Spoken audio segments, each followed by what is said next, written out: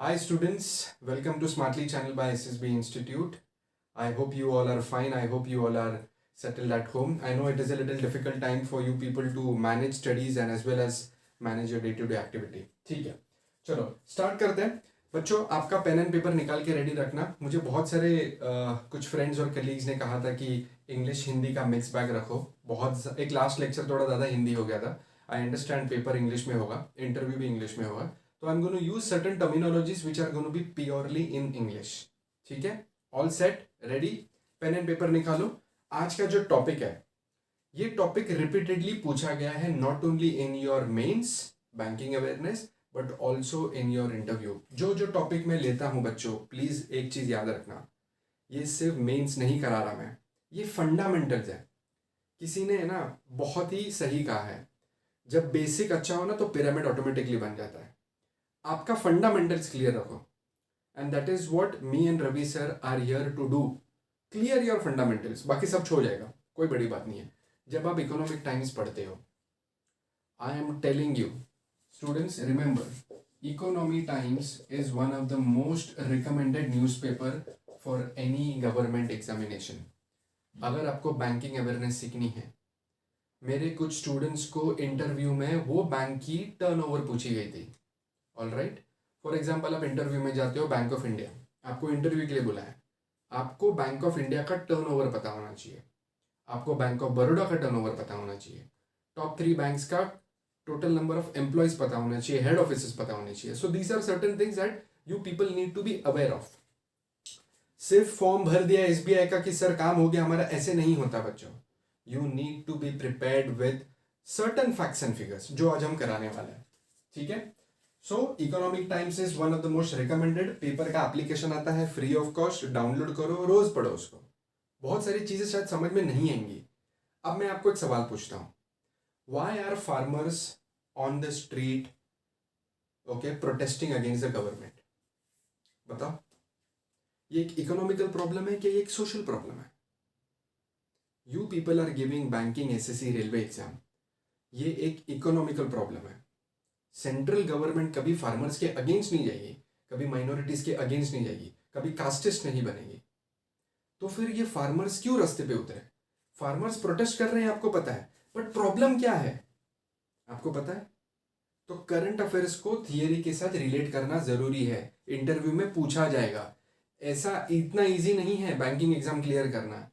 आपका factual knowledge with basics जो हम कराएंगे, प्लस आपका फंडामेंटल मतलब एप्लीकेशन ऑफ माइंड. इंटरव्यू में यही देखता है, फार्मर सुसाइड क्यों कर रहे हैं, फार्मर लोन वेवर हर साल सरकार क्यों करती है, why are farmers protesting against the government.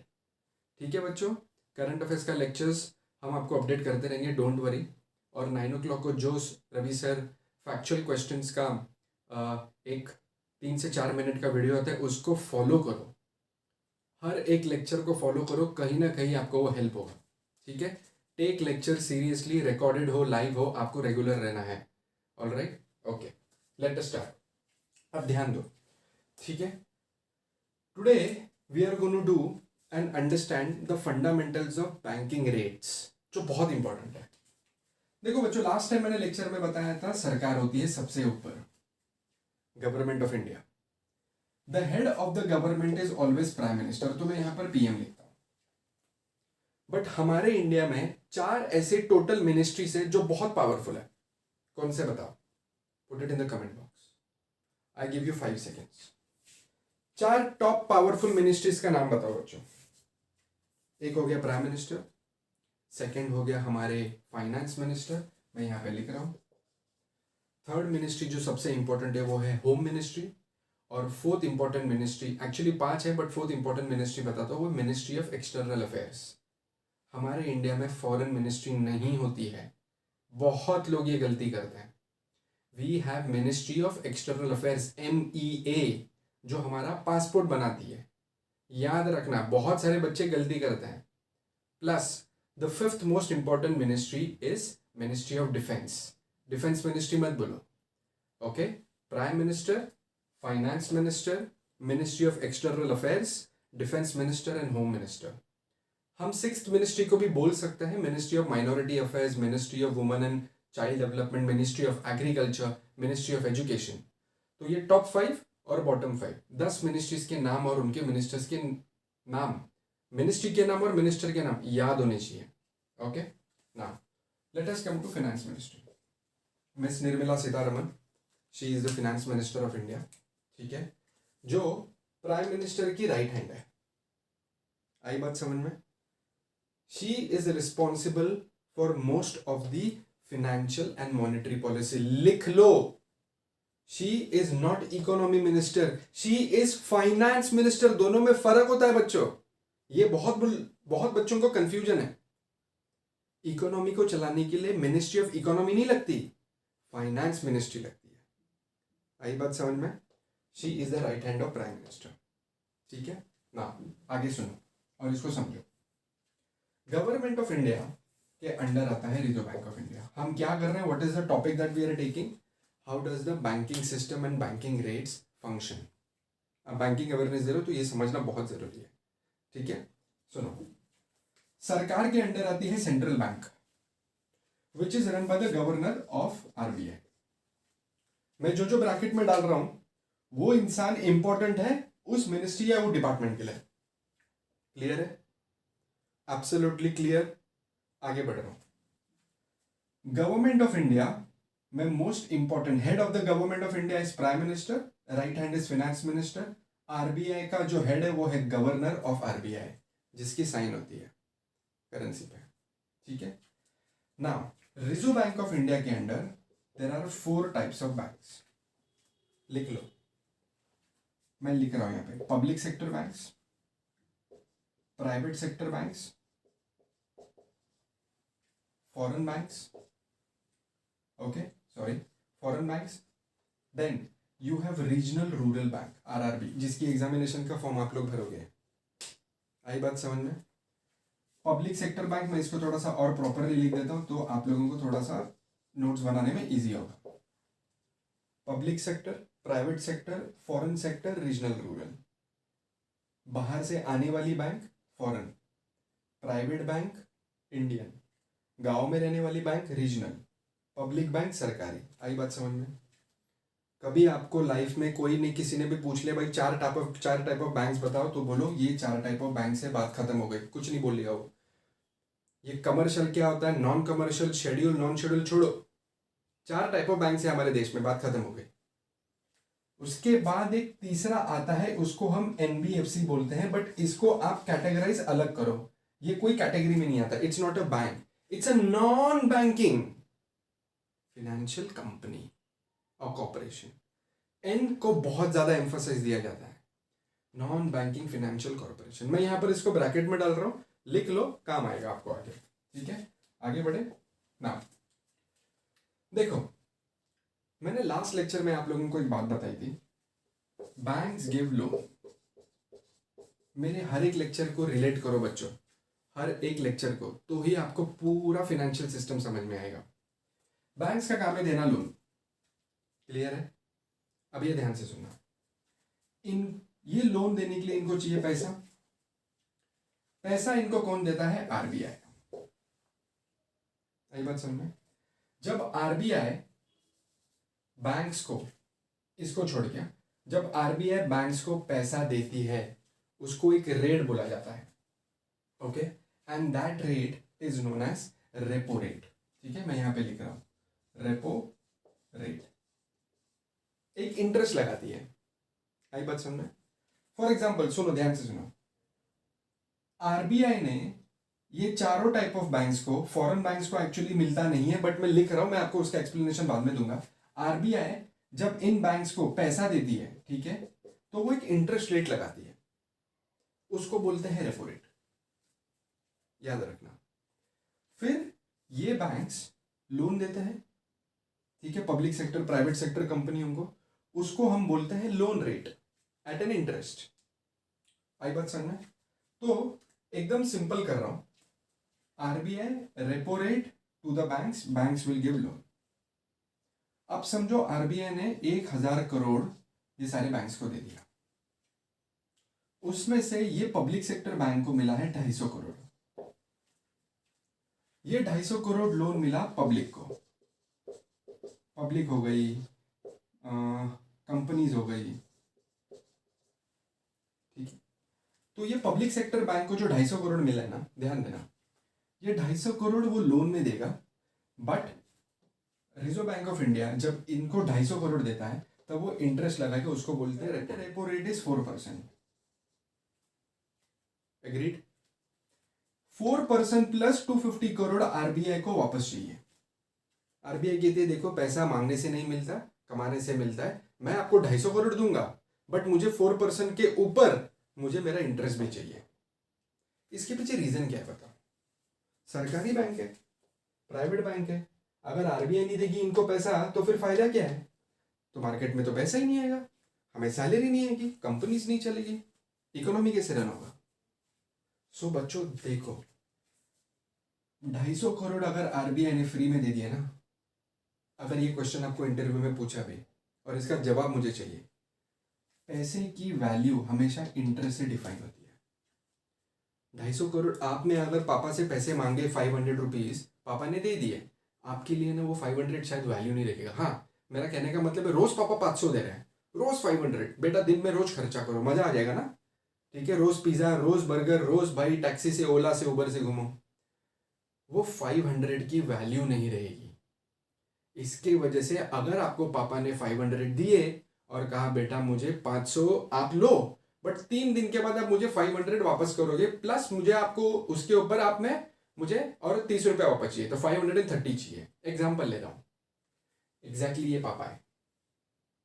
पापा कहते हैं सारे बैंक्स को देखो बच्चों, मैं आपको 250 करोड़ दूंगा बट मुझे 4% रिटर्न भी चाहिए। करेक्ट। 4% लाएंगी कहां से बैंक? ये लोन देंगे, पब्लिक को लोन देंगे, कंपनीज को लोन देंगे, they will give loan eight 6%। मैं एक एग्जांपल ले रहा हूं, ठीक है। तो ये लोन 250 करोड़ प्लस 6% वापस रिटर्न आएगा। 250 करोड़ आया तो ये 4% प्लस 250 करोड़ आरबीआई को देंगे, बैंक के पास कितना बचा? 2% प्रॉफिट। क्लियर है? 2% प्रॉफिट। इसको मैं लिख देता हूं, चलो प्रॉफिट तो आपको थोड़ा idea. This is the earning of the bank, as simple as that. Bank का 250 करोड़ नहीं है, बैंक का क्या प्रॉफिट है? ओनली 2%। बैंक 250 करोड़ में सिर्फ 2% ही कमाती है, वही उनकी कमाई है, उतने में गुजारा करो भाई। आई बात समझ में? क्लियर है? आगे बढ़ू, समझा ये बात? Exactly that is how other banks also function. But एक चीज याद रखना, ये जो रीजनल रूरल बैंक है ना, इनका काम क्या है? तुम लोग फॉर्म भरते हो, बट आरआरबी बनाई क्यों गई थी? व्हाई? याद रखना, पब्लिक सेक्टर बैंक और प्राइवेट बैंक मेजरली कमर्शियल होते हैं। इसका मतलब ये बैंक्स आर मेजरली कमर्शियल, का मतलब होता है ये प्रॉफिट देखते हैं। Regional rural bank are made for farmers, they are made for farmers. ये कमर्शियल नहीं होते, होते हैं बट बहुत कम होते हैं। आई बात समझ में? तो RRB are majorly for farm sectors, for people और dependent on farm sectors, like traders, like mandis, like godown वाले, like major farmers, small farmers, big farmers both. तो आरआरबी बनाइए, ये थोड़ा इंटरेस्ट रेट इनका काम होता है, ठीक है। आगे बढ़ते हैं, ध्यान दो बच्चों, अभी आगे बढ़ते हैं।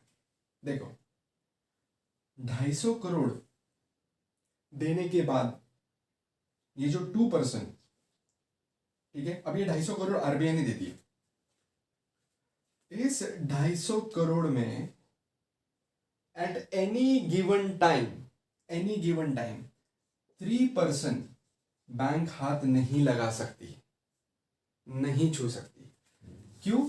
उसको बोलते हैं 3% is CRR, cash reserve ratio. इसका मतलब ये टर्म के फुल फॉर्म में ही आंसर है, cash reserve ratio. 3% of 250 crore any bank has to keep at any given day. RBI कभी भी आके आपका वॉल्ट चेक कर सकती है। What do you mean by vault? तिजोरी। देखा है पिक्चरों में बड़े बड़े तिजोरी रहते हैं, उसके ऊपर एक दरवाजा होता है गोल, हर एक बैंक में होता है। कोई तो जेल भी बना के रख देता है अंदर, उसके बाहर एक सिक्योरिटी गार्ड रहता है। सो हर एक बैंक के पास 250 करोड़ में से 3% कैश रिजर्व रेशियो होना ही चाहिए। अगर इसको छुआ तो आरबीआई पेनल्टी लगाती है, और जो पेनल्टी होती है ना बहुत बड़ी होती है। 2 करोड़ 5 करोड़ तो मिनिमम लगाती है आरबीआई। और अगर आपने बार बार सीआरआर को ब्रीच किया ना तो आरबीआई फिर आपका लाइसेंस भी कैंसिल कर सकती है और board of directors of the bank को डिसॉल्व कर सकती है। वो पावर आरबीआई के पास है। आई बात समझ में? आगे बढ़ू। अभी सुनो, ये 250 करोड़ में, ठीक है, सरकार बोलती है, आरबीआई का पॉलिसी है ये, 21.5% should be SLR, statutory liquid ratio. अब ये बड़ा मजेदार टॉपिक है, ये मजा आएगा। देखो, हर एक बैंक कैश तो रखती है, बट हर एक बैंक के पास है ना 2 एसेट होते हैं बच्चों। और ये इतना मजेदार कॉन्सेप्ट है ना, आप लोगों को एक्चुअली मजा आएगा। देखो, सिर्फ पैसा सब कुछ नहीं है। 2 चीजें हैं जो बहुत ज्यादा इंपॉर्टेंट होती है, उसको बोलते हैं government securities, G-sec and gold. ध्यान देना बच्चों, ये कॉन्सेप्ट समझ में आ गया ना तो आपको पूरा बैंकिंग स्ट्रक्चर समझ में आ जाएगा। आई एम सो सॉरी, ये यहां पर नहीं लिखना चाहिए था। सीआरआर इज कैश और यहां पर है गोल्ड एंड गवर्नमेंट सिक्योरिटी, जिसको जीसेक बोलते हैं। यहां पर ध्यान देना बच्चों, 21.5% of 250 crore should always be in the bank in form of gold and government securities.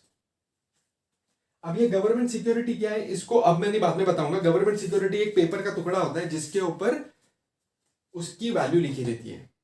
It is a form of a currency. ये 5 करोड़ 10 करोड़ 50 करोड़ 100 करोड़ का भी हो सकता है। जैसे मैंने आपको एग्जांपल दिया था, सचिन तेंदुलकर के पास 5-5 करोड़ की गवर्नमेंट सिक्योरिटीज है जो आरबीआई साइन करती है। ठीक है, एनीवे, इतना याद रखो, ये है एसेट्स, ये बैंक के एसेट्स है। 21% of 250 crore has to be in form of gold and government security. Option ही नहीं। मतलब 21 और 3 लगभग 24.5, मतलब 1/4 of 250 crore should be maintain in the bank. आप सिर्फ 75% से खेल खेलो।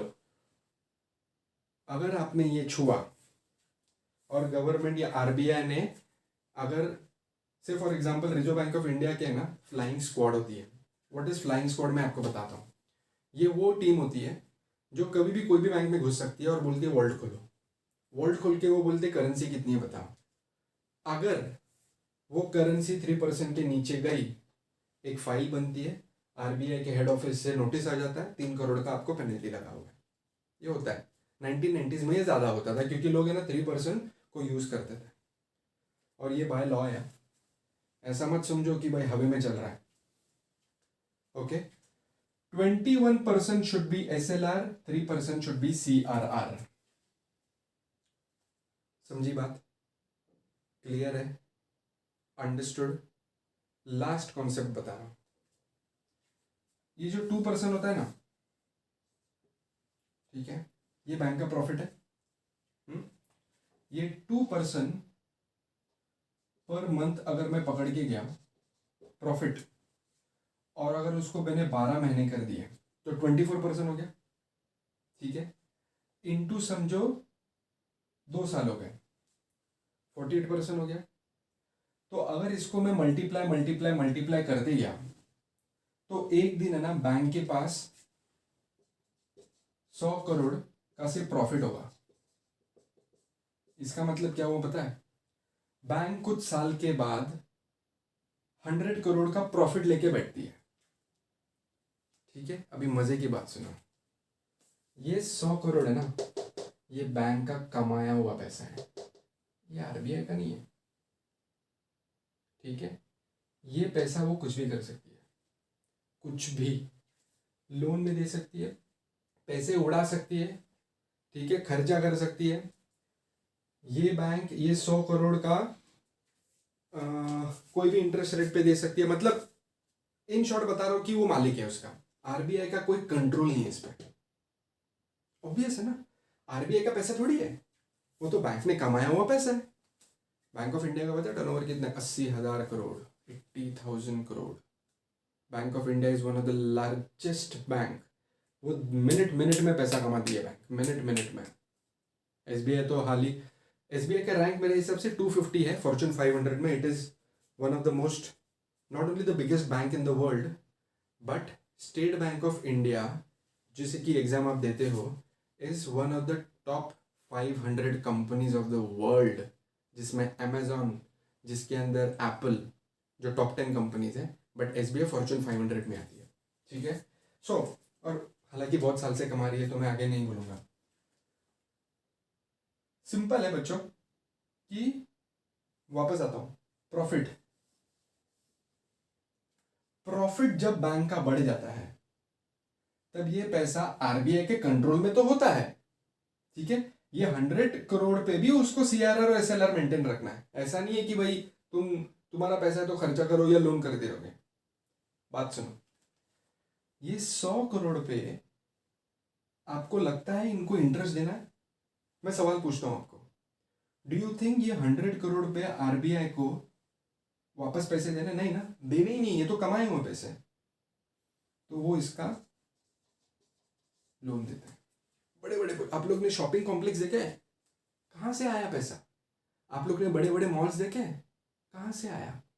आप लोग ने बड़े बड़े टॉवर्स देखे हैं, कॉम्प्लेक्सेस, टाउनशिप्स, ये सब पैसा कहाँ से आया भाई? It is crores and crores of rupees that come from profit of the banks.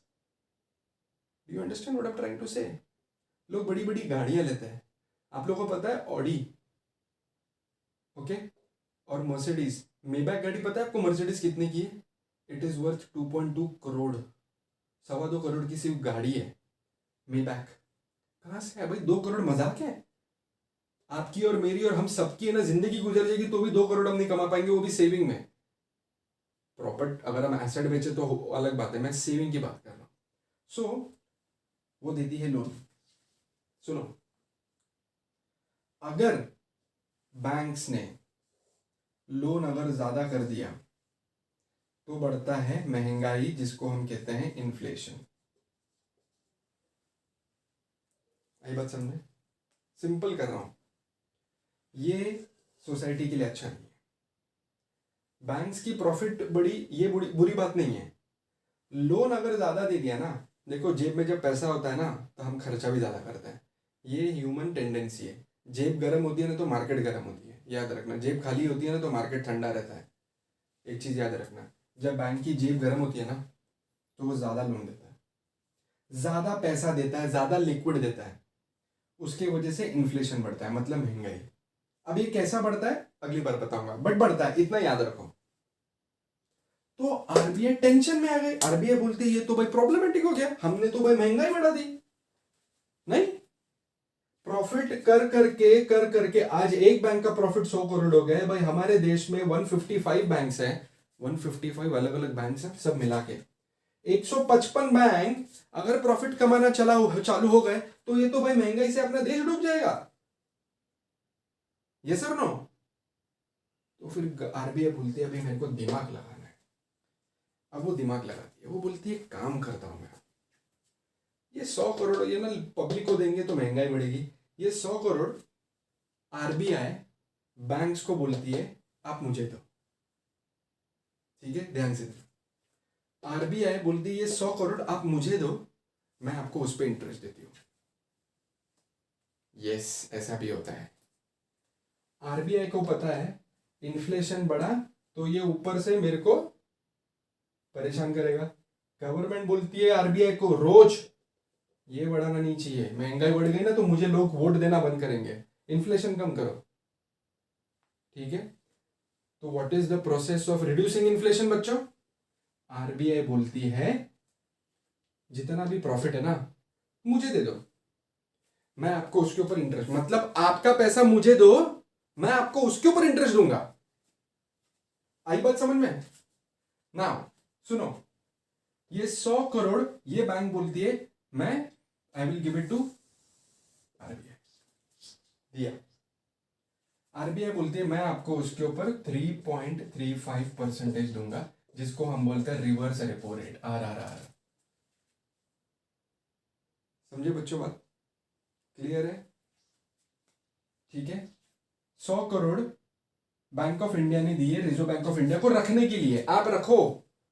But अगर आप सिर्फ 100 करोड़ रखोगे तो मेरा तो लॉस है ना, मैं उससे अच्छा पब्लिक को दूंगा। आरबीआई बोलती है देखो भाई, पब्लिक को दोगे डूब भी सकता है, मेरे को दोगे गारंटेड 3.35 मिलेगा, क्या करना है आप डिसाइड करो। अब बैंक बोलती है यार देना तो पड़ेगा, पब्लिक को 100 करोड़ दे दिया, दिया नहीं दिया तो आज कोविड आया है, कल कुछ टोविड आ गया तो, कल कोई नई बीमारी आई और पूरी कंपनी डूब गई तो प्रॉब्लम तो है ना। आपको पता है कोविड-19 की वजह से कितने बैंक्स को लॉस हुआ है? It has gone in billions of dollars, not even billions, billions of dollars. Bank have lost huge money, लोगों ने पैसा ही नहीं दिया, मोरेटोरियम फाइल कर दिया, हमारे पास पैसा ही नहीं है, जॉब ही नहीं तो पैसा कहां से लाएंगे। आई बात समझ में? सो सुनो, 100 करोड़ जब जाता है, ध्यान देना, 100 करोड़ जब जाता है आरबीआई के पास, आरबीआई ये 100 करोड़ प्लस 3.35% देगी, मतलब 103.35 crore back per month to the banks. अब इससे क्या हुआ? प्रॉफिट आरबीआई के पास गया, बैंक को लोन देने के लिए पैसा नहीं है, इन्फ्लेशन डाउन। ठीक है, इन्फ्लेशन को कंट्रोल करने के लिए आरबीआई रिवर्स रेपो रेट को बढ़ाती है, 4% करती है, 4.25 करती है। बैंक बोलते हैं 4.25 मिल रहा है यार आरबीआई से, बैठे बैठे कुछ ना किए, दे दो पैसा, पब्लिक को मत दो, ऊपर दो। आई बात समझ में? उसको बोलते हैं reverse repo rate. Am I absolutely clear? ये 20-25 मिनट के लेक्चर में अगर नहीं समझ में आया वापस करो, वापस समझो। एक चीज याद रखना, सरकार का काम with finance minister is not to only regulate, it is also to regulate the market. But इनका काम क्या है? हम जो प्याज खरीदते हैं, आलू खरीदते हैं, हम गेहूं खरीदते हैं, हम जो धान्य खरीदते हैं, या तो नॉर्मल रोजमर्रा की चीजें खरीदते हैं, उसका प्राइस कम से कम हो। महंगाई जिस दिन बढ़ी उस दिन ये बाहर, हाँ कि नहीं? सबसे इंपॉर्टेंट क्या चीज होती है बताओ मेरे बच्चों, बताओ what is most important thing? It is महंगाई। उसको कंट्रोल करने के लिए ये प्रेशर डालता है भाई सीआरआर बढ़ाओ। सीआरआर जब बढ़ेगा तब ऑटोमेटिकली प्रॉफिट ऊपर से ऊपर ऊपर जाएगा। आई बात समझ में? That is the work of finance minister takes the decision, not even the PM. Prime minister सिर्फ इसको फोन करेगा, भाई क्या लगा रखा है भाई, इन्फ्लेशन कितना बढ़ रहा है, ये सिर्फ फोन करेगा इसको, ये इसको फोन करेगी, ये सबको फोन करेगा। ठीक है, और वापस कैश सरकार के पास।